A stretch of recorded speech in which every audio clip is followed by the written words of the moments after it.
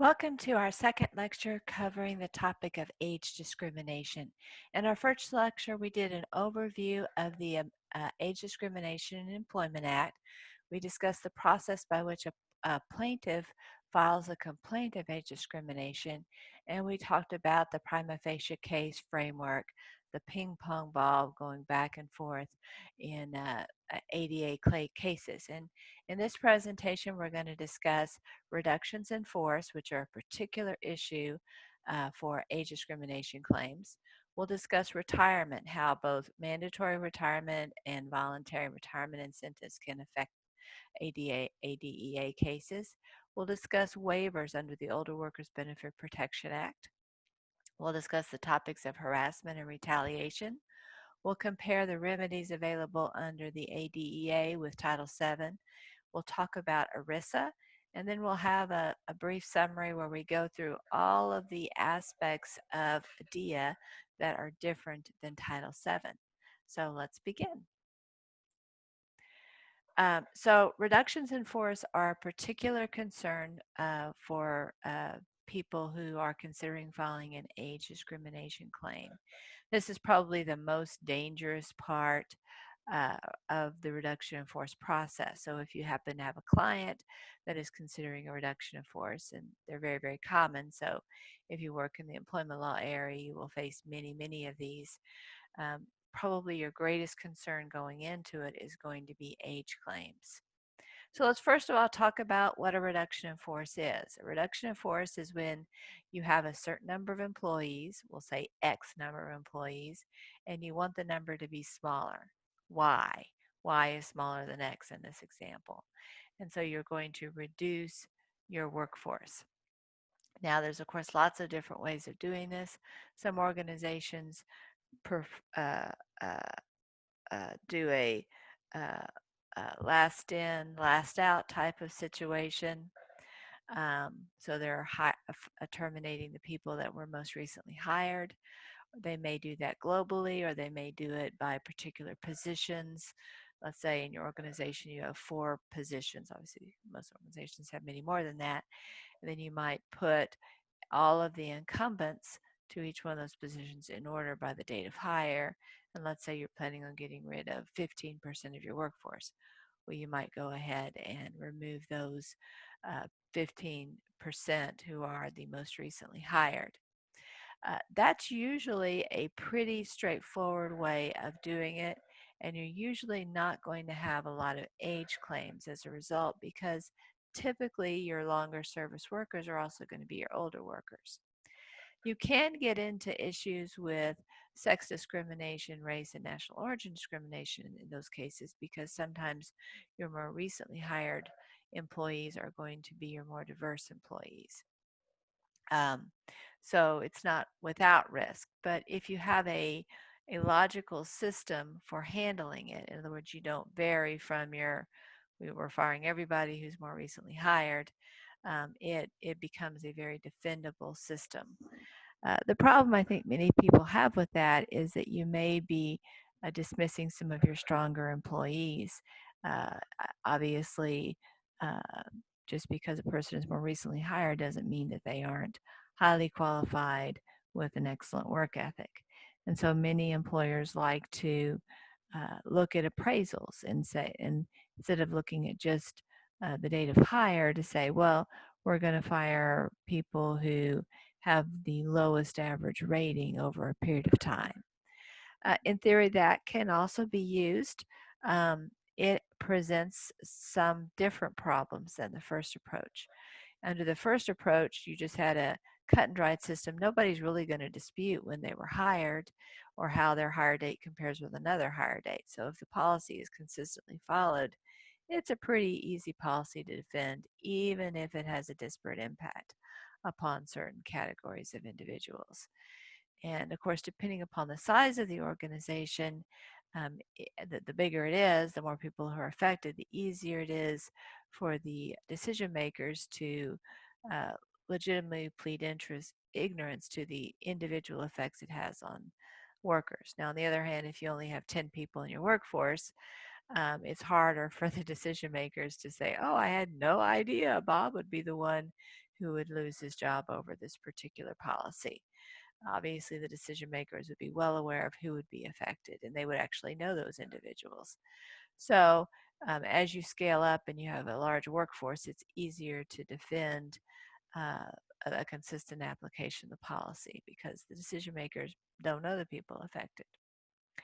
Even though traditionally, before the trigger is pulled on these types of plans, statistical analysis is typically performed to see if there is a disparate impact upon people based upon age or race or religion, or maybe not religion, but race, national origin, and sex would be pretty common data points to pull. Um, so we've talked about using date of hire or seniority system. We've talked about an appraisal system. The appraisal system is a little bit more complex. This, of course, requires that the company have some kind of numeric or a comparative system of appraising people. A common system is to have some kind of numbering system, maybe a 1 through 5 rating system. We'll say 1 is the best, 5 is the worst. And so everybody is rated in the system. And so there's a number that is associated with each individual. So there are some challenges with using this system. For one challenge with the system is how are you actually going to use it? For example, what about people who've only been employed for a brief period of time, maybe less than a year, and don't have one of these annual appraisals? It's pretty common in these systems to go ahead and dismiss those folks first. The idea being they're probably still learning their jobs, so they're probably not high performers at this point, although that, of course, can vary. Number one. Number two, they certainly haven't invested as much in the organization, and the organization hasn't invested as much in them. So there's that makes sense too. A third concern is, well, how are you going to get a rating for them if they haven't been here long enough? You just don't have the data, so it's really impossible to apply that same criteria. And what you're looking for in a reduction in force is to have a very clear, as objective as possible path to sorting the individual. So there's very, very little discretion involved. So usually those folks who don't have the data points are going to be out the door first. But even people that you have a significant amount of data for, then you have another issue. Well, how are you going to look at it? Is it just going to be the last year's appraisal? Or is it going to be the last 3 years appraisal? Or is it going to be the last 5 years appraisal? Are you going to use the best 3 of the last 5 years? You can see all kinds of issues. What about somebody who's changed his or her role over the last 5 years? Maybe maybe you're doing a reduction in force to affect middle managers. Well, one person was a supervisor, a lower level position for 2 of the 5 years that you're looking at. Are you going to consider those 2 years of appraisals, or are you going to say, well, it's a really different position, so we're just going to look at the last 3 years? Again, those are some factors that can be relevant on this type of issue. Then you have to consider the appraisals themselves. Are they well-designed appraisals? Are they using objective criteria, or are they very subjective ratings? It's not unusual to have certain managers who are tougher graders than others. And so you might find that manager A, who has 20 direct reports in this particular position, he only gave one person a 1 rating, and he gave lots of 3s and 4s. But another manager who has 20 direct reports gave 25 people 1 ratings and gave very few 3s and 4s. Well, to put those 40 workers, some who reported the first manager, some who reported the second manager, into the same pool, you can see very quickly that the second manager is going to be able to retain a lot more of his or her staff than the first manager. And most likely, it's not true that the second manager just happened to have all the good people, right? So there was probably a little bit of inflation of grades, or in the case of the harder grader manager, a little bit of deflation of grades. And so you want to have some system already cooked into the work. You can't do this at the point you're doing reduction in force, but it has to be something you're doing conscientiously over the years, where you have some higher manager who looks and says, hey buddies, you two need to get together. Each one of you can only have 10 1 rated people. but you can't, maybe one has 10, one has 8, but you're not going to have these wildly different counts on this particular issue.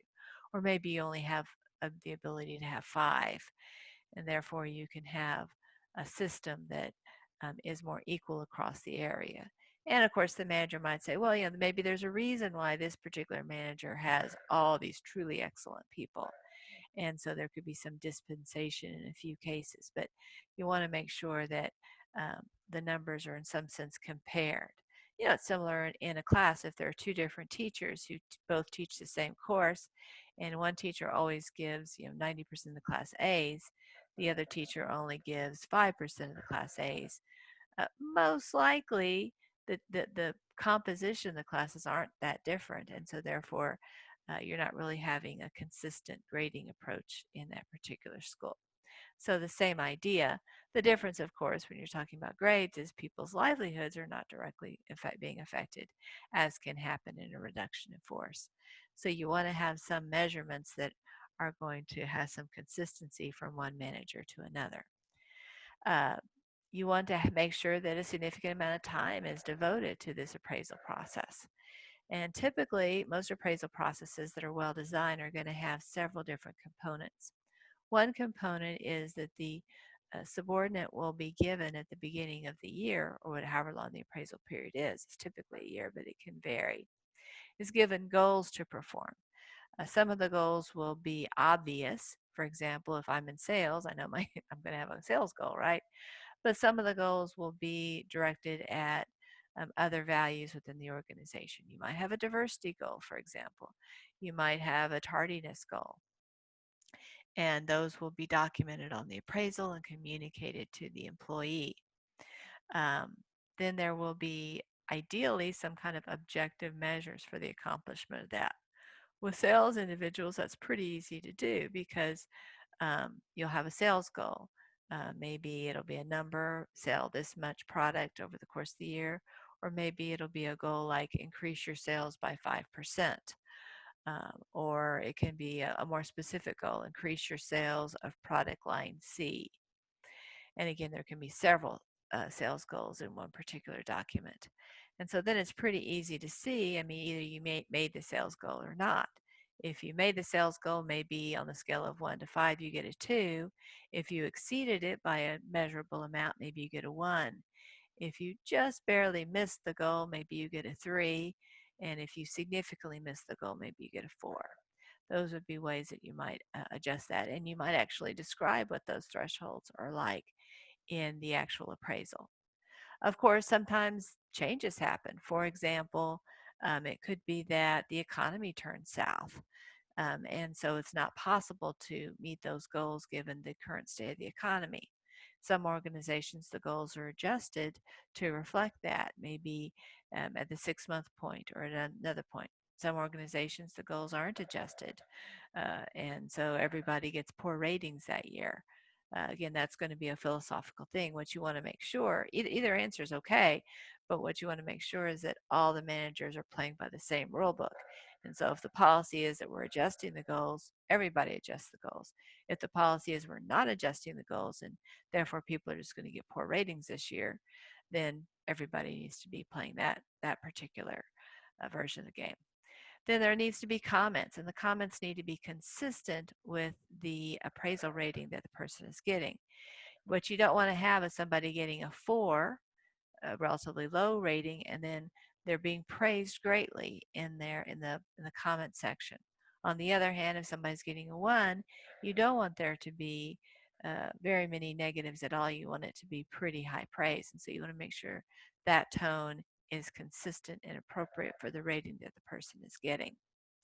You want to allow that person to, another aspect after you have the goals, and you have to consider whether you're going to change them or adjust them. Another thing that most organizations will do, especially if you're talking about management associates, is have the managers who are being appraised write kind of their own self-appraisal, where they go through their goals and they explain what they did to accomplish them and what their results are. This oftentimes helps the manager who's writing the appraisal write a detailed and clear and accurate appraisal.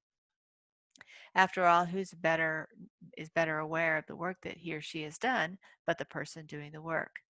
And so it gives a lot of material. Now, of course, the manager who's writing the appraisal also has to take with a grain of salt, because the person writing the appraisal has an agenda to get the most positive comments possible. And so you want to make sure that the uh, things aren't being left out, things aren't being exaggerated, those types of things in writing the appraisal. But that first bit of information can be helpful to having more granularity in the actual appraisal. And so that's a smart approach. If you are a manager in that situation who will be writing his or her own first draft of an appraisal, it's a very good idea to have a folder, both electronic and paper, where, maybe not every day, but every week you're adding to it. And that, because the reality is 12 months from now, you're not going to remember the day in, day out things that you handled back, 11 or 12 months ago.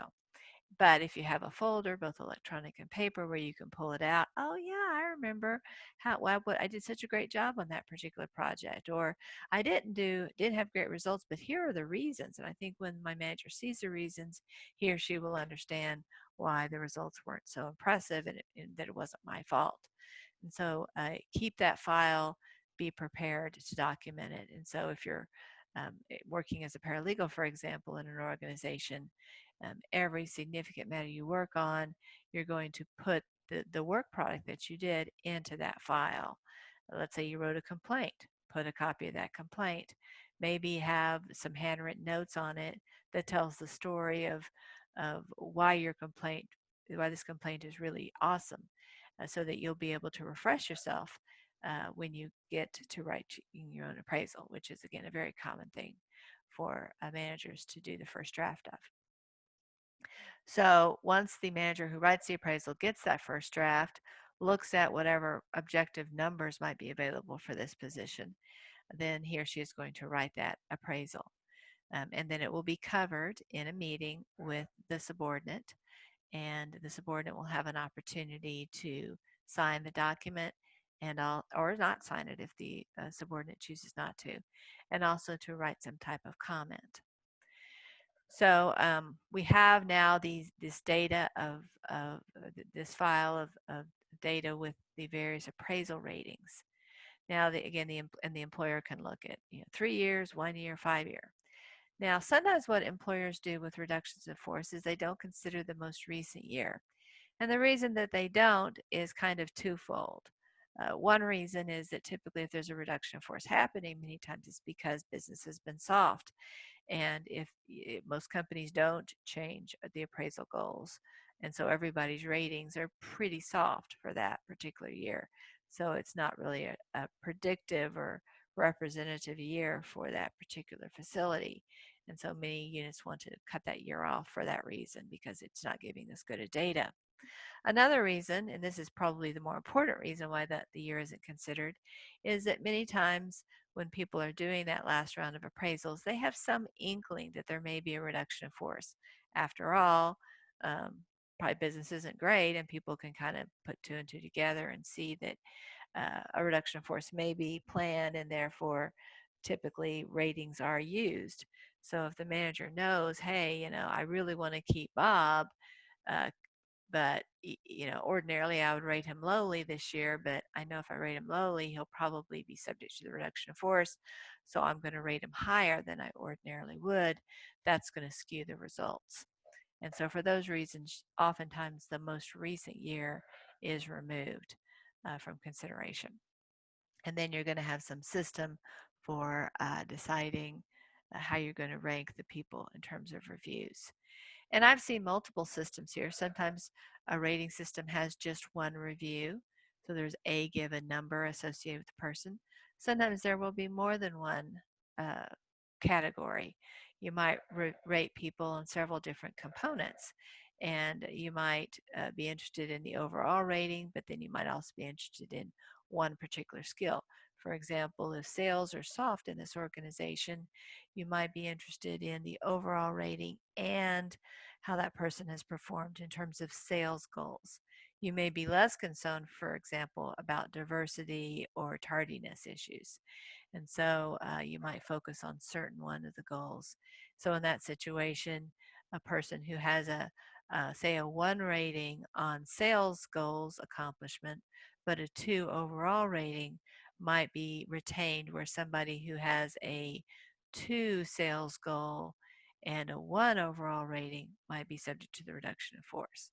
So you can see there's lots of different paths to go. And depending upon the path an organization takes, obviously there will be somewhat different people who are affected. And again, as commonly happens, the legal department will run numbers for both of those and try to evaluate and advise the company about the relative risks, the legal risks, if they pursue option A or option B or option C or option D. I was once in an organization that was doing a reduction in force, and obviously, typically when the reduction in force is being planned, it's top secret. Typically, only people in the legal department and the HR department are aware of it officially. But, in most organizations, the handwriting's kind of on the wall when there's a significant reduction in uh, uh, sales or whatever the component is that's affecting the business. And so people usually aren't very surprised when there's a reduction in force under those circumstances. Okay, so I will give you an example of how these kind of sometimes play out. Um, there were 2 attorneys working on this reduction in force. It was a large one involving probably uh, a few thousand people. And there were lots of numbers to crunch, lots of data to run, lots of letters to write. So both of these individuals were deep in the weeds of the project. Near the end of the project, one of the attorneys was pulled aside right at the very end and was told, "You need to add the other attorney's name to the list." And obviously not tell the other attorney that his name is on the list. And of course, the attorney did that. And then when it came time to make the announcements, the other one of the other guy, they were both men, was subject to the reduction in force, and so he literally lost his job from the reduction in force that he was integral to designing. So the legal department is not immune from these types of events and from the impact that happens. These are very, as you can imagine, very emotionally tough things to do. I was unfortunately involved in many, many of these, and I was involved in laying off people who were friends, colleagues, people I knew well, people who I knew couldn't afford to be out of work. So it's a difficult thing. And if that's something that is going to be difficult for you, this may not be the area that you would find most satisfying in your career. It also creates a social distance. I can remember after reductions in force, I would be walking around the building, and of course, people knew who I was, and people, my friends, would say things like, "Listen, you know, if I'm on the list, can you tell me? Can you tell me?" And I'm like, I can't say, And some of those people were on the list, and some of those people were not on the list. Um, so after a reduction in force, people kind of do treat you like you have leprosy a little bit. I mean, they're not mean about it, but they understand you're just doing your job. But it is an uncomfortable situation to be the person who's involved in those types of situations. Sometimes it's difficult to tell whether a person was RIF'd or whether the person was just fired.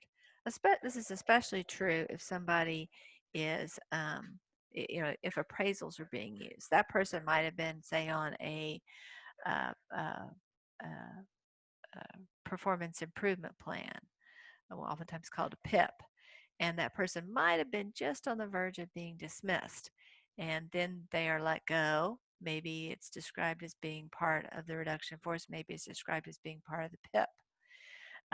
It can be unclear what activity was going on with respect to that reduction in force or that PIP. In addition, it can be clear whether it was a true reduction in force, because sometimes what happens is um, Sally is laid off and then Bob takes over Sally's job. but takes over nothing other than Sally's job. It's not like Bob takes over Sally's job and part of Teresa's job. Bob is just doing exactly what Sally was doing before. Well, is that really a reduction in force or not? It sounds like Sally was dismissed and replaced with Bob. That's a different legal situation. Um, but let's say that this was a pure seniority situation. So Sally had less seniority than Bob. And uh, the workforce had 100 incumbents in this position, laid off 20, and there's 80 incumbents now. And it just so happens that Sally happened to have a pretty big piece of the pie, and so they decided not to give uh, Bob more than what Sally was doing previously. That's pretty defendable as a reduction in force. Another thing that sometimes comes up is companies sometimes use a reduction in force for other motivations. And I don't even mean this in a nefarious way, but it is true that sometimes companies have workers that they think aren't that productive. And so they think to themselves, well, a reduction in force is going to be a clean way of ending the employment relationship. The person is likely to get some kind of severance package if the company is able to provide one, and the employee is going to be eligible for unemployment benefits. They aren't going to feel so bad about themselves because it's going to be happening to other people. And it's a way for us to kind of clean house and get rid of some of the not so great performers. So sometimes reductions in force happen when there isn't necessarily a lot of bad times for the company. What happens sometimes in this situation is that about 6 months later, there's a desire to start hiring people because they realize, hey, wait a second, we need more people. Maybe we don't need the people we used to have because they weren't so great, but we do need people. And so we start hiring people. A good rule of thumb for those employers is to have a hiring freeze, at least for those particular positions where you say 4 or 6 months. It's usually 6 months. It can be a year, but 4 or 6 months, you can't replace these people. So if you went from 100 incumbents to this position to 80, you can't hire any more into that position for at least 6 months. And at the 6 month point, that's when you start being able to hire. Now, I suppose if when you get down to 80, two of the individuals then resign, so you're down to 78, you could replace the two that resigned and get your numbers back up to 80, but you couldn't go to 81 or 82 or 83 until you reach that 6 month point. Otherwise, the integrity of the reduction in force is pretty iffy. So those are some things to consider as you think about reductions in force. See if there's anything else I need to cover here. Sometimes, and this is not a recommended approach, but sometimes companies will say, well, let's look at how much people are being paid. And so you might have in your 100 incumbents, you say, well, gosh, Bob is earning $20 an hour. Sally is earning only $15 an hour, and yet they're as equally productive. So let's go ahead and dismiss Bob over Sally, even though Bob's a fine worker. He's just overpaid compared to Sally. Uh, that presents several problems. Number one, usually it's your longer service folks are going to be more highly compensated. And usually your longer service folks are going to be your older workers. And so when you dismiss people based upon pay, you're going to oftentimes have a disparate impact upon older workers. Now, I think based upon the Biggins case, you can probably argue pretty well that pay rate is not synonymous with age, but still it's an unpleasant fact. And given the fact there's probably going to be lots of different facts that might point to age discrimination, you really don't want that fact to be one of the ones that the jury is going to be in a position to review. Another reason you don't want to do that is it just is going to feel to the jury is really, really unfair. I mean, it's not Bob's fault he's overpaid. That's the company's fault. One approach is to drop Bob's pay to $15 an hour. That, after all, would resolve the whole issue. Companies a lot of times don't like to do that because they expect that Bob will be unhappy. And an unhappy worker is oftentimes an unproductive worker. or they are concerned that Bob will leave the organization, and they will have laid off more people, they will have laid off other people, and they really want to keep the people that are left. And then now they're in a pickle because they've actually dropped below the level of employment that they want. That may or may not be the case, but that can be a factor in the analysis. Sometimes, instead of doing a reduction in force, companies will cut back on hours. So going back to the example, you have 100 incumbents, you want to drop to 80 instead of this, or you want to drop to the expense factor of 80. What can happen is that everybody receives a 20% pay cut. That could be a drop to their hourly or salaried rate, or maybe the hourly rate was retained, but the number of hours worked is reduced. Again, that can be an approach that makes sense, but it does have the potential for causing the best workers, who presumably are going to be the most employable elsewhere, to say, wait a second, I used to earn $40,000 a year. Now I'm earning $30,000 a year. I can go across the street because I have very high skills and go to work for $40,000 there. And so you may find that you lose some of your best workers. So let's look at when age discrimination in a RIF case can be proven. When the employer refuses to allow the discharged employee to bump others with less seniority, that can sometimes cause a proof of age discrimination. And when the employer hires younger workers at the prior salary level of the older worker, when the jobs become available after the discharge. And again, this is why you want to have that 6 months freeze. So you want to have both of these. If you have both of these components, then you are potentially in a risky situation. Now, again, it's all going to turn on what your numbers are. If there doesn't seem to be a disparate impact upon older workers, it does make it more difficult for the plaintiffs to be successful in a reduction in force. This is a really nice summary of the prima facie case in RIF situations. I'm not going to go over this, but if I were you, I would spend a little bit of time looking this over. It's the same things we've talked about in reductions in forces, in prima facie cases in the past, just kind of putting it all together. Let's consider the topic of retirement. We've already kind of touched on this, so I'm not going to do a deep dive into this. But we know what mandatory retirement is. Put this in your Quizlet if you don't already have it. Generally, these are illegal unless, except for the few reasons that we're going to talk about in a few minutes. We can have a BFOQ of a certain age for a very few positions. Typically, those are positions that have some physically demanding component. And usually, the court is going to want an individualized review. Actually see what that person's vision is like, or what their reaction time is like, as opposed to saying, well, everybody over the age of 62 is not going to be able to do this. And then again, some first responders you can have mandatory retirement ages for. Let's consider Bob. He's a police officer. He is told he needs to retire at 65. He has a pension of only $40,000, so it's less than that $44,000 that we learned about for executives. But again, he's a first responder. He's a police officer. So under these circumstances, it is lawful for the police department to require that he retire at 65. Fortunately, Bob is out of luck in that situation.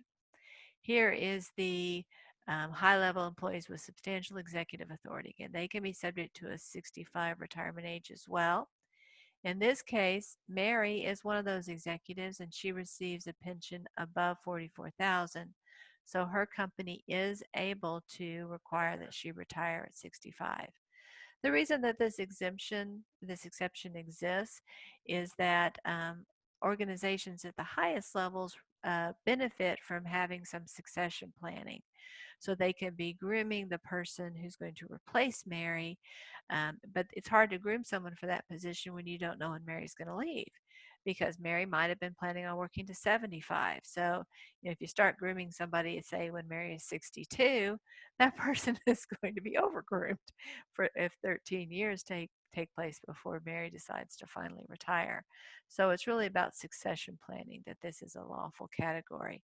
Now, organizations do succession planning all the way down the ranks. I'm not saying it's just in the executive suite, but it becomes less important. And so, and of course, in this case, Mary clearly can easily afford to retire at 65 because of her pension situation. But in this case, Mary is just a mid-level manager, so she isn't an executive. So for that reason, there can't be a retirement age of 65 for her. In addition, her pension is too small. Now, if she had actually, say, a $45,000 annual pension, she still couldn't be because, again, she's not in the executive suites. So this would be an unlawful policy for this employer to have.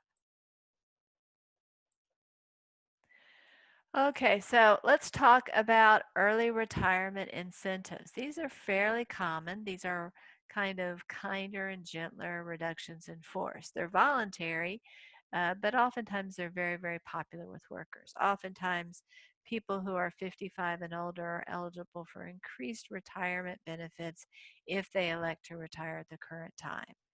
And again, this can free up the pipeline for younger workers who perhaps have been kind of locked out of jobs that they ordinarily are ready for, but because these older workers are still being productive and still doing their jobs, they aren't available for the younger workers. And in some cases, those younger workers might be highly skilled and might be becoming frustrated and leaving the employer to pursue positions in other organizations. So it can help reduce salary costs because usually these more senior workers are going to be paid at a higher rate, and it can also help retain the younger workers. So there are several HR goals that are being accomplished through an early retirement program, a voluntary program.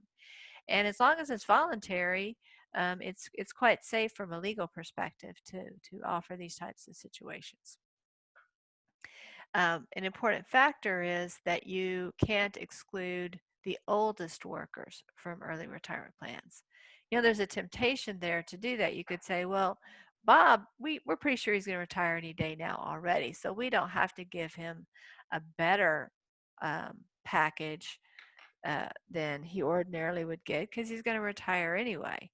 But people who are, say, 55 to 60, if we want them to leave, we're really going to have to supplement their package significantly because they don't have that great of retirement benefits yet. I mean, there's a logic to that idea, but it's completely unlawful. You cannot do that. You have to give the same augmented package to the worker that you think is about to retire, the older worker, than to the relatively younger workers. But you can exclude younger than whatever the age is you decide to start offering the package, and 55 is a common one. You can exclude people who are 54. When I was one of my clients, we did offer a voluntary early retirement plan for, and because it was a large employer, there were employees who missed the eligibility by a day. They were one day too young for it. If they had been born even a single day earlier, they would have been eligible for the package. You can imagine how frustrating it was for them to miss it by just an arbitrary date. And usually the date picked was the date that serious consideration for the package was begun. So the date selected was fairly arbitrary to begin with. I sympathize with those folks, but unfortunately, the date's the date. They can still leave, of course, but they're not going to get the additional retirement benefits offered through the early retirement package. Now, when an early retirement incentive plan is being planned, seriously being considered, then people who are considering retirement need to be told about that option. There's a couple of different ways you can do this. One way is you can make an announcement. Hey, we're going to have an early retirement plan, or at least we're thinking seriously about it. We can't tell you the details yet, but if you're thinking about retiring, you may want to stick around for a little bit longer. Another approach is to not publicize it for obvious reasons, but to instead retroactively give the benefit of the early retirement plan to those people who would have been eligible if they had not already retired at the time. So people who retire from the date you start considering it until the date that it's announced, you can retroactively give them those benefits. So that's another approach to that. Let's consider this case. So in this case, the state of Kentucky wanted to provide additional retirement benefits to individuals who were involved in hazardous pay situations, like police officers who became disabled and therefore were unable to continue in their role. And so they were eligible to retire when they ordinarily uh, uh, so in this case, if the worker had at least 5 years of service and was at least 55 at the time they became disabled, they would be made whole in terms of getting the retirement benefit, um, which is a generous increase. So if they were 54 at the time of their disability, they didn't get this benefit. If they were 55, they got it. If they were 56, they got it. If they were 57, they got it, and so forth. In this particular case, Mr. Leichtig became disabled and retired at 61. At that point, he already had all of his uh, retirement benefits, and so he wasn't given the augmented benefits, because the goal of the augmented benefits were just to get people to the normal retirement package that they would get if they had worked until the normal retirement age. But Mr. Lichtig got to that age. But he complained, he goes, well, gosh, if I had become disabled at 55 instead of 61, then I would have gotten these augmented benefits. I would have gotten the same deal that that I'm getting now at 61, but I would have gotten at 55 with fewer years of service. So it's actually a richer package for people who are younger, and that qualifies as age discrimination. Well, the court did not agree with Mr. Lichtig. It said that the purpose of this retirement benefit was not to discriminate against older workers, but simply to take care of people who are disabled, to get them to the finish line, the retirement finish line.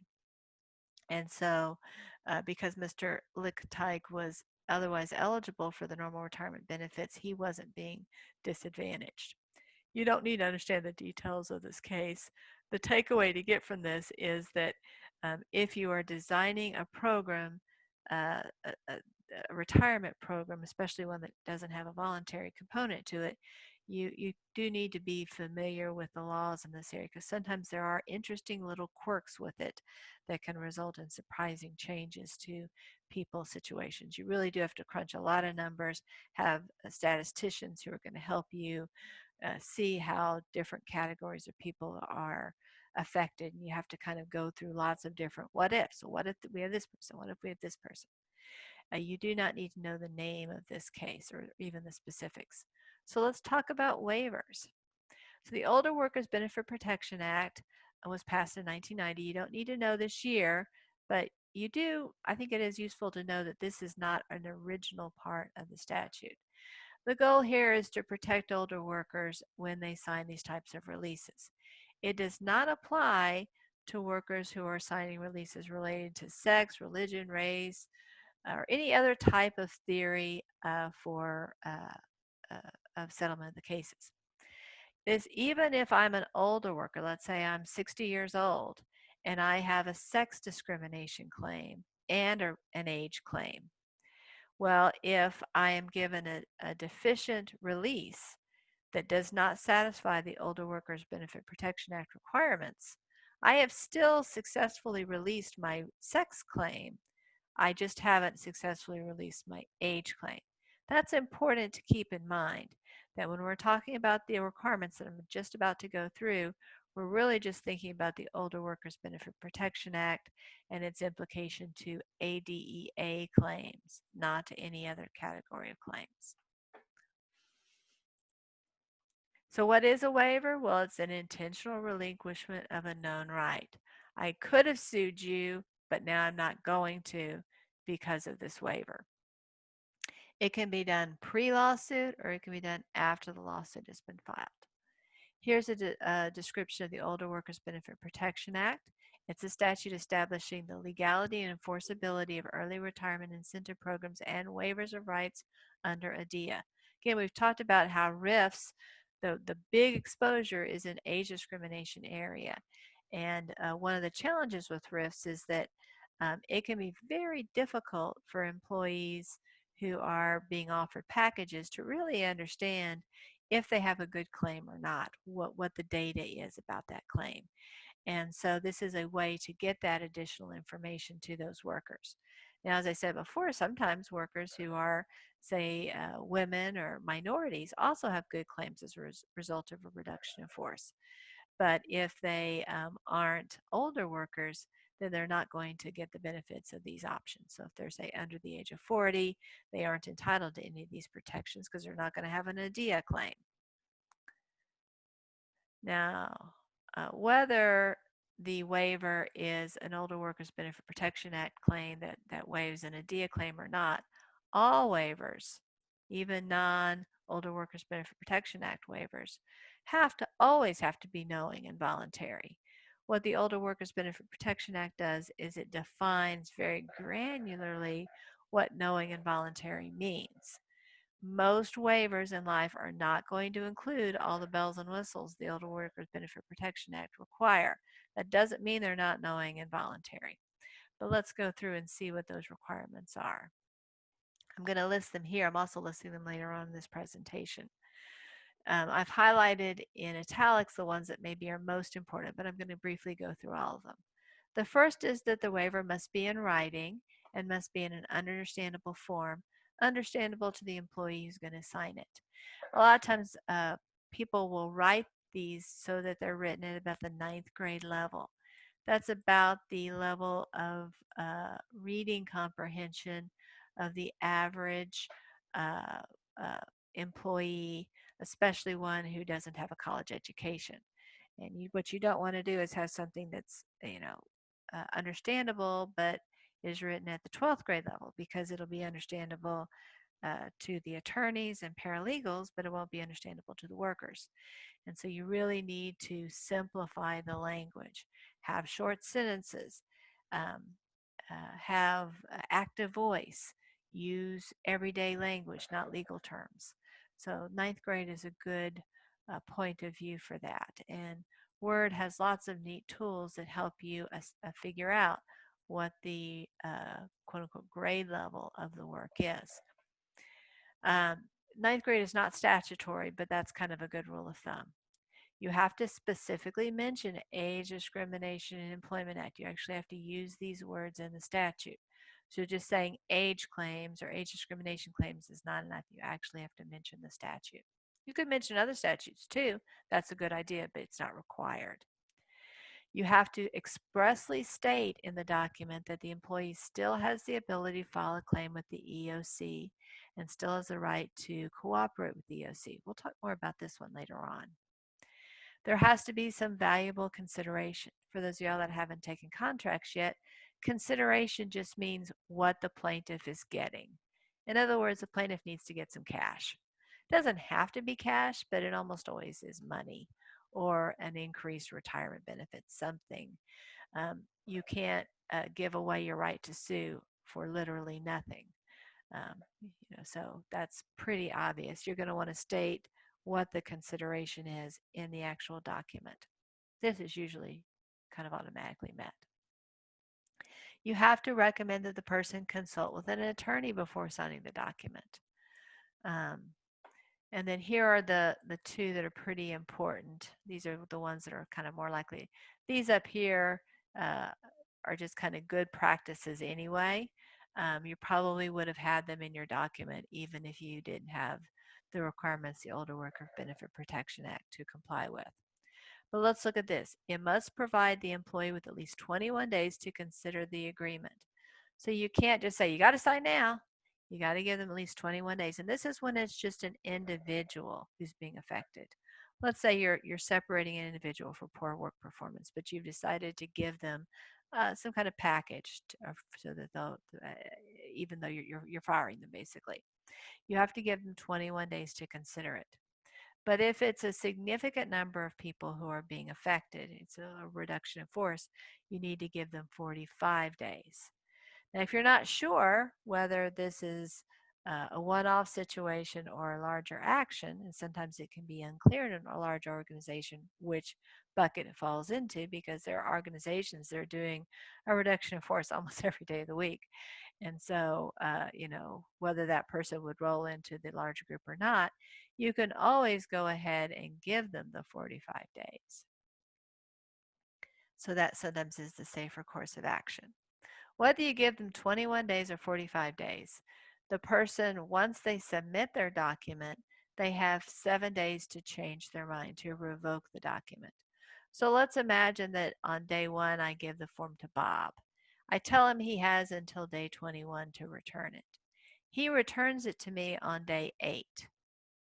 Well, from this date, for 7 days, so day 15, will be his revocation period. So he doesn't get, if he submits it on day 8, he doesn't get 21 days plus 7. He doesn't get 20 days to revoke. He just gets 7 days from the date that he submitted. So it's pretty common that people will wait until the 18th, 19th, 20th day, somewhere close to here, so they get the maximum amount of time to consider the decision. But if they submit it earlier, then they'll have 7 days from that date. It's 7 days, whether it's 21 days to decide or 45 days to decide. Now you may wonder, why do you get so much more time in a reduction of force? Well, there's a lot more data for you to look at and to consider in that situation. So what type of data are you given? Well, you're given a list of everybody who's affected and everybody who's not affected, who was part of that unit. Again, let's go back to the example that I was talking about before, where we had 100 people in the department. We are going to get rid of 20 of them, so we'll be down to 80. So what you'll do is you'll list those individuals, and then you will list whether they are staying or whether they are going, and you'll list their ages. And so that way the person has, in theory, the data that he or she needs to say, oh, wow, it looks like everybody over the age of 50 is out of here, and everybody under the age of 40 is going to continue employment. Well, that would tend to indicate, if I were one of the people who was affected, that would make me think I might have a pretty good age discrimination case if I am in fact over 50.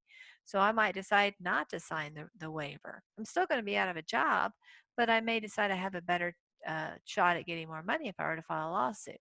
On the other hand, if I crunch the numbers and I see, gosh, there's a lot of youngsters on this list, people in their 20s and 30s who are being laid off, and there's a lot of people over 50 who are being retained, I might think to myself, gosh, I don't think I have a very good age claim, even though I'm over 50, given this statistical breakdown. So it's probably better for me to go ahead and sign and get what I can out of this severance package than to go ahead and file my own lawsuit.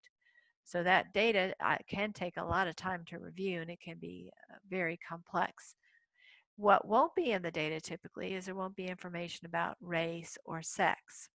Sometimes it will be obvious under the circumstances. If it's a small enough workplace, you can probably figure out people's races and sexes under those circumstances. But again, the Older Workers Benefit Protection Act is just focused on age issues, so it doesn't have the other concerns. So let's consider Mary. Mary's 55, so she's protected by the Older Workers Benefits Protection Act. She has been offered early retirement and has to, so she's losing her job because of this reorganization. She was given 21 days to review, but keep in mind it's a large reorganization, so she should have been given 45 days. She was out of work for 17 days. When she comes back, she's reminded she only has 4 days to consider.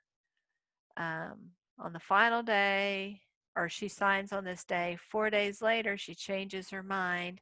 She's told she can't change her mind at that point, and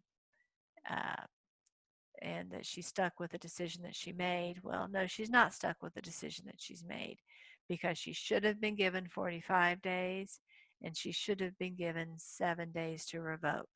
So what happens if she's given a defective package? If she gets any money, if the company gives her the money prematurely, she can keep the money and still sue. Now, if Mary, probably the waiver that she signed would have released any claims that she had with respect to sex discrimination, religion discrimination, race or national origin discrimination. So the only claim that would remain for her would be an age discrimination claim, most likely. And so she may not have something of great value, but she can pursue that without returning the other parts of the package. We covered this before, but just a reminder, the waiver cannot bar the employee from filing a claim with the EEOC. You may say, well, gosh, what's the whole benefit of the employer even giving any money under these circumstances? Well, the EEOC is not just interested in protecting that particular employee's rights, but is interested in the employer overall not discriminating. And so the EEOC can, on its own behalf, pursue a claim against the employer. But the employee can't benefit personally from this. So going back to this example here, let's say that the company had given Mary 45 days and had given her 7 days to consider her decision. So 7 days here. So she, and let's say Mary had chosen not to revoke. So she had completed it within the 45 days. During the 7-day window, she didn't revoke. But she really feels that she was wronged and that she was a victim of age discrimination. So she can still file her charge with the EEOC. Let's say the EEOC agrees with Mary and wants to pursue claims against the employer. Again, the EEOC can do so. And let's say the EEOC is successful and the jury finds in the favor of the EEOC. Well, Mary is not going to financially benefit because she settled her claim. The EEOC may receive some kind of award or some kind of more likely equitable relief under those circumstances. But Mary will be a fact witness, but Mary herself will not benefit financially as a result of her complaint to the EEOC because she had signed the effective relief. And again, if it's a defective waiver, specifically as Mary's originally was with the 21 days instead of the 45 days, Mary is not required to give back any benefits that she received before she can file her lawsuit. She can go ahead and file her lawsuit anyway. So does a relief under the Older Workers Benefit Protection Act bind the EEOC? And the answer is no. The EEOC can still pursue the matter. The court held that the employee cannot waive the right to file a charge because, again, the purpose of filing the charge is not to just advance the particular employee's interest, in this case, Mr. Terry's interest, but to advance all Americans' interest because the EEOC is in some sense a law enforcement organization. And so the EEOC still has the opportunity to pursue claims against the employer. You do not need to know the name of this case. So let's discuss harassment and retaliation.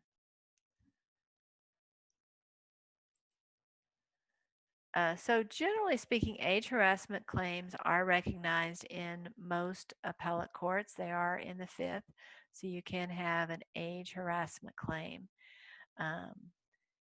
And both public and private sector employees are protected from retaliation relating to an age discrimination claim. So we see the same formula for a hostile work environment age claim as we saw in the Farragher-Ellerth world. Of course, the employee has to be over the age of 40 in order to be covered. The harassment has to be unwelcome. It's hard to imagine harassment being welcome. But, in situations where there's a very playful environment, and for example, maybe a worker is called grandma. Well, maybe she likes being called grandma. Maybe she's recently become a grandma and it's a warm and affectionate term for her. I guess under those circumstances, it could be welcome. There was harassment based upon age. There was an unreasonable interference with job performance, and there's some basis for ascribing it to the employer. Again, the employer will want to have available that affirmative defense established in Farragher and Ellerth that would show there is a policy in effect. It's communicated to employees. There's a complaint mechanism, and all of that mentions age harassment in it. It's not, again, it's just like sex harassment. It's not one comment, one set of black balloons on somebody's birthday, one comment of someone calling somebody an old geezer is not going to count as age harassment. It's going to have to be pretty common and pretty severe to meet that threshold. But in theory, it can. So Bob is 63. His supervisor frequently makes derogatory age-related comments about Bob to other workers. In fact, strangely, the supervisor encourages Bob's coworkers to be uncooperative to him and not to talk to him because she has a stereotype about old workers. In this case, Bob probably can make a prima facie case of age harassment. The ADEA also prohibits retaliation. So Mary this time is 57 and she is a store manager. Mary's made some costly mistakes and she is demoted. That seems reasonable. There doesn't seem to be age discrimination in the demotion decision. Mary, though, thinks there is age discrimination. She's incorrect, but she thinks it's the case. So she makes a good faith complaint with the EEOC. After the complaint, Mary is fired. She may not have a good case of age discrimination, but very possibly she has a good case of retaliation. Oftentimes it's the retaliation claim, more so than the discrimination claim, that the company or the employer ought to worry about. Lots of people think they are subject to discrimination who really weren't. They have an unrealistic view of their performance compared to other people. They always think that they're in the right, the other person's in the wrong. So it's oftentimes pretty easy for the employer to demonstrate that no, there wasn't any discrimination in this employment action. But the retaliation claim can really come back and be very, very tricky. For one thing, juries really don't like when there is retaliation. And managers who happen to have an employee who files a charge of discrimination or complaints, you can see from their perspective, especially when they dotted every I and crossed every T in making whatever that action is that the employee is complaining about, you can see how it can be very hurtful and frustrating for them, and they can be angry about it. And again, if they express that anger in inappropriate ways by retaliating, then that can be a very unpleasant situation and can result in significant liability for the company. After a person has had a bad action taken against them, for example, a demotion or some kind of suspension or something, it's not unusual for that person to file a charge of discrimination. Sometimes they file it because they genuinely think that they were subject to discrimination. Other times they file it as kind of a defensive mechanism. They're worried that the next shoe's about to fall. They've been demoted. Next, they may be worried they're about to be dismissed. And so even though they don't think there really was racism or sexism or ageism in play when the adverse employment action was taken, they don't want there to be additional action. So they feel like, well, if I file a charge, I'm going to be pretty much untouchable for at least several months. And so sometimes it's kind of done as an insurance policy. Whether it's a good faith filing or done as an insurance policy is kind of hard to know. And while in theory, the second type of charge, the insurance policy type of charge of discrimination, isn't protected from retaliation, excuse me, well, that's maybe not the right way of putting it, but the complaint has to be made in good faith for the protection to accrue. But the assumption is going to be by almost all juries and certainly by the EEOC that it was filed in good faith unless there's very strong evidence to the contrary. So even though the complaint may not be sincere, most employers are going to be loath to dismiss somebody who has filed a charge of discrimination for at least a period of 6 months.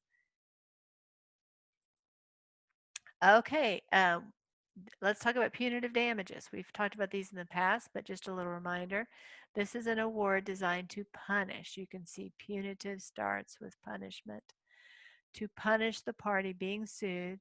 It's not really designed to make the injured party, the plaintiff, whole. After all, the plaintiff is going to get other monies, back pay, front pay, reinstatement, attorney's fees. This is designed really just to harm the company that did the unlawful thing. Now, the plaintiff gets to keep the extra money, but it's not really designed to benefit the plaintiff. Punitive damages can be quite high in many cases. We'll talk about them in the area of ADEA in a few minutes. They are available in ADEA cases for retaliation claims, punitive damages, but they are not generally available for your garden variety age discrimination claim. That's another reason why somebody who is filing an age claim will be inclined to also add a retaliation claim because it puts more money on the table in terms of the possible remedies, the possible payouts that might accrue to that individual as the lawsuit progresses. This is not a very important case to us because it deals with public employment, but in this case, we do learn that ADEA's retaliation protections do apply to federal sector employees, just as they do to private sector employees.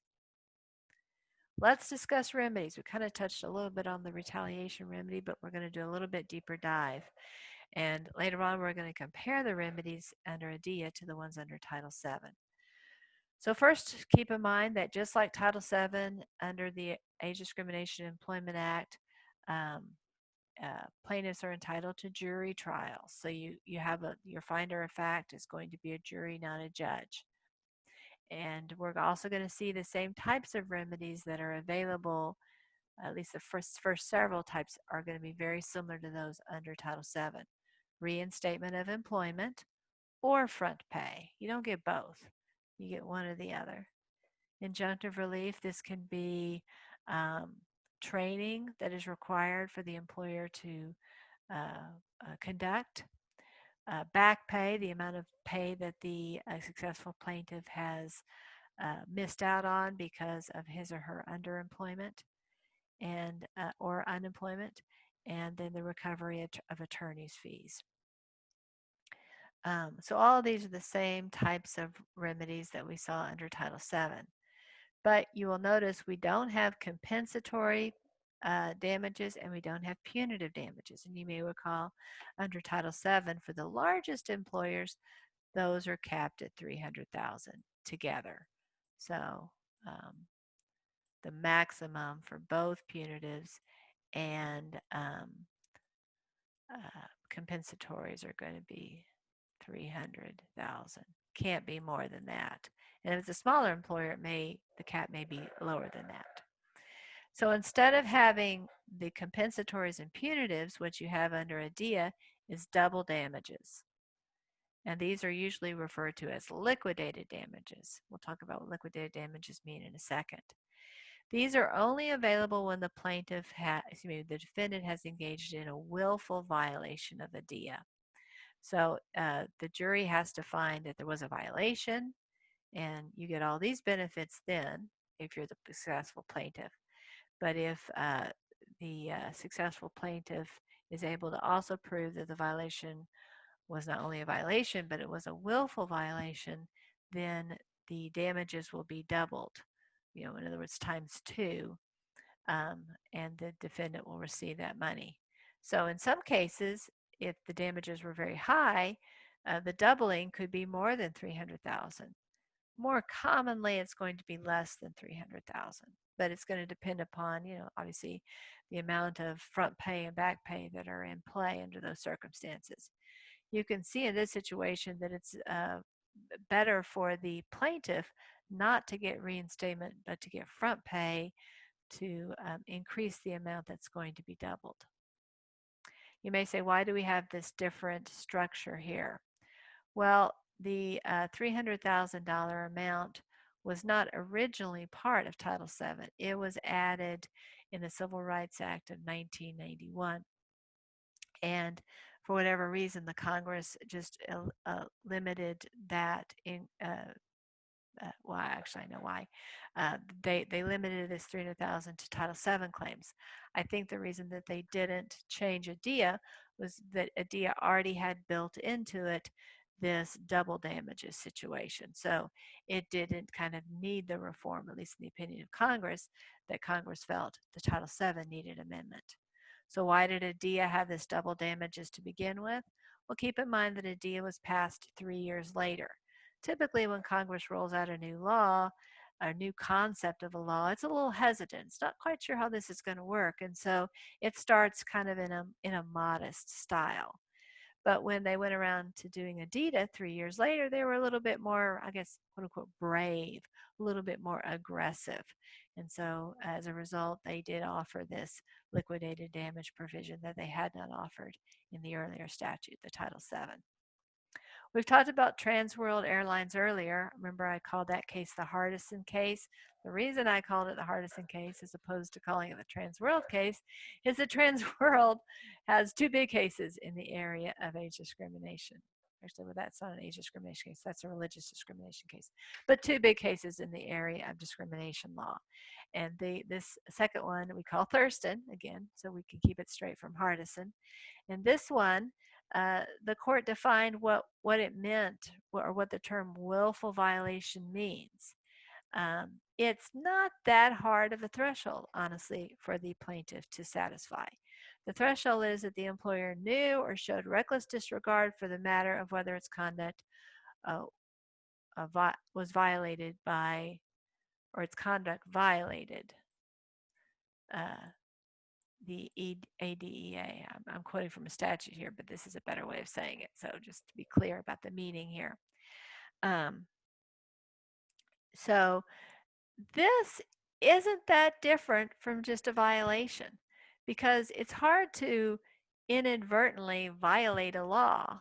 I mean, how do you inadvertently discriminate against someone because of their age? I mean, I guess you could have a disparate impact case that falls in that category. But we've already seen the disparate impact cases are difficult to prove under ADEA anyway. And so you usually are having a disparate treatment case. And so how do you disparately treat somebody and not know it? That just, it's difficult to imagine. So the differences between a mere violation and willful violation are not huge. And so usually the double damages are going to be available, or at least I would say at least half of the time they're going to be available. And again, the proof of a willful violation requires evidence more than mere negligence or unreasonable conduct.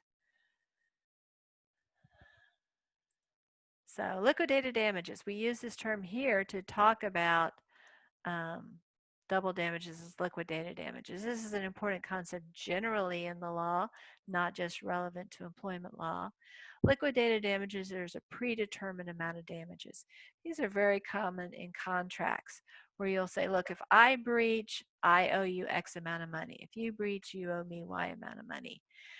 That makes it a lot easier to settle cases after the fact, because usually one of the big disputes is going to be, well, how much are the damages? And of course, if you can figure out a way to streamline it so you don't have to go to trial, you save both parties a lot of money. And so if you say ahead of time, look, if I breach, I'm going to owe you $10,000. I mean, it may be that the other party's actual damages is really 15, or maybe it's really 5. I mean, nobody has a crystal ball to know exactly what the damages are. But if you pick a number that's pretty reasonable, you're going to save a lot of expense that both parties would have undergone to try to prove the amount of damages. And so it's a really smart tactic in the area of contract negotiation to reduce a lot of that uncertainty. So but in this case, we're not looking at an employment contract. We're looking at a statute that says, whatever this number is, just go ahead and double it. So there's no math that the jury has. I mean, the jury has to do math to figure out these numbers. But once they figure out these numbers, let's say it's $143,000. Well, they just put another $143,000 here, add them together, and it's $286,000. there's no independent analysis that has to happen. It's just a mathematical equation that applies. Equitable relief. This is another term that applies way outside of employment law, but is relevant to this area of the law as well.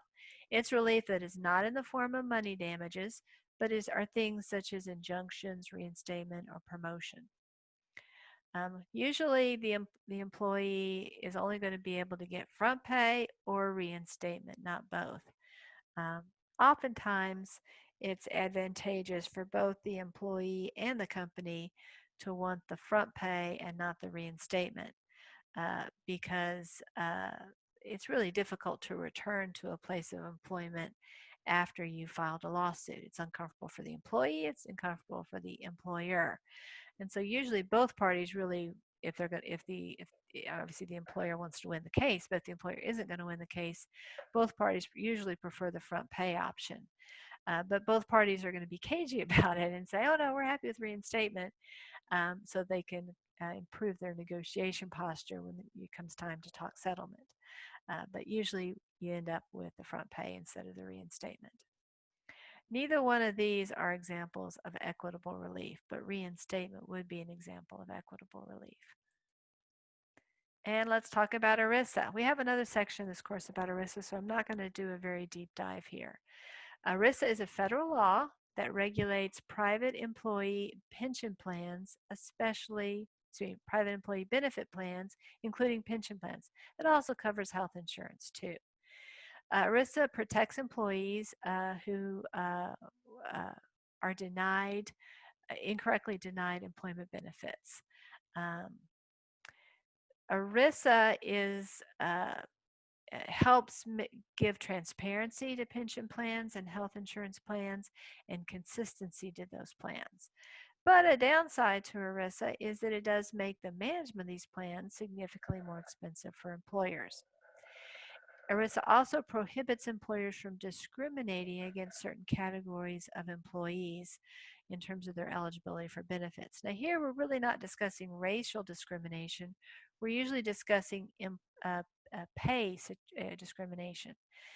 Many times employers want to give really generous benefits to their executives and maybe not so generous benefits to their rank and file workers. ERISA really limits the ability of employers to do that. If a company wants to give generous ERISA-based benefits to their executives, they have to do it to their other workers. They can still give the more generous benefits to their executives, but it's not going to qualify as an ERISA plan. They may say, well, why is it important that it qualifies as a ERISA plan? There are tremendous tax advantages for the employer if the benefits they're offering is part of an ERISA package.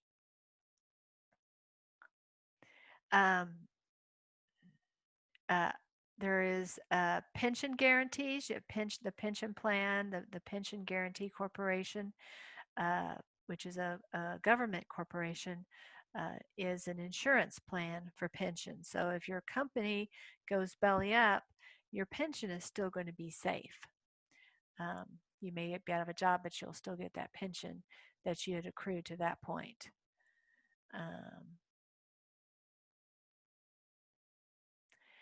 Now, ERISA does not require that employers offer retirement plans or pension plans or even health insurance. ERISA is different from the program called the Affordable Health Care Act, which is also often called colloquially Obamacare. That's really a different a statute that came around much later. ERISA is a statute from the 1970s. So here is a list of the differences between ADEA and Title VII. I've already talked about most of them. I encourage you to refer to these as you prepare for tests to help remind you of what these differences are. I think I've covered most of them in our lecture. See if there's any that I haven't talked about.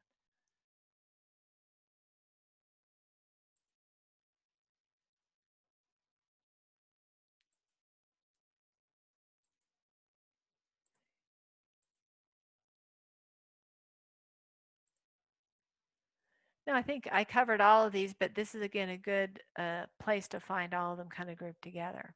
So here are some things to consider if you are advising management on how to handle their business to avoid age discrimination claims. Is be sure that the requirements for a position are accurate. You're not adding additional requirements such as physical endurance requirements or vision or hearing requirements. You want to include any requirements that you have actually in the job description. You shouldn't be making these up on the fly. Oh, well, we're suddenly going to start requiring vision tests. Well, you haven't been doing that in the past, so why are you doing it now? It looks like it might be age discrimination. So you'll want to have those documented. You'll want to be sure that you test candidates consistently, not just the old ones, but everybody for those particular skills.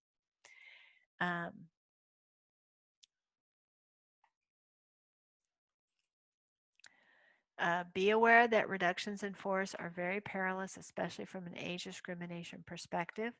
You want to make sure that your organization, years ahead of time, are well prepared by making sure that you have evaluations that are robust, that are as objective as possible, that are have multiple levels of review to make sure that the ratings are consistent. Be sure that people are actually evaluated and that they're evaluated objectively. I'll give you an example. When I was employed at JCPenney, um, our department was responsible, the HR legal department was responsible for the whole appraisal system for the whole company. We designed it, we monitored it, but there were about, I guess, 5 or 6, maybe 10 of us in that department, maybe 12, maybe 15. I'm trying to think of everyone. But in a company of 150,000, we were a very small group. But we were the one department in the company where no one ever got appraised. So it's like the cobbler's children have no shoes. Eventually, that was fixed when our head retired and we got a new head. But literally, for several years, I wasn't appraised. Um, and neither was anyone else as far as I knew. So it was an interesting culture there where we were telling everyone else they needed to do appraisals, but we ourselves weren't being appraised. And unfortunately, that's not unusual in law firms and legal departments to sometimes, do as I say, not as I do. If you do have any requirement in which there's an age element, it needs to be followed with a review with the highest scrutiny. Now, this wouldn't be true age requirements like you've got to be 16 or you've got to be 17 or you've got to be 18. Those types of requirements aren't a problem. It's when you the requirements over 40.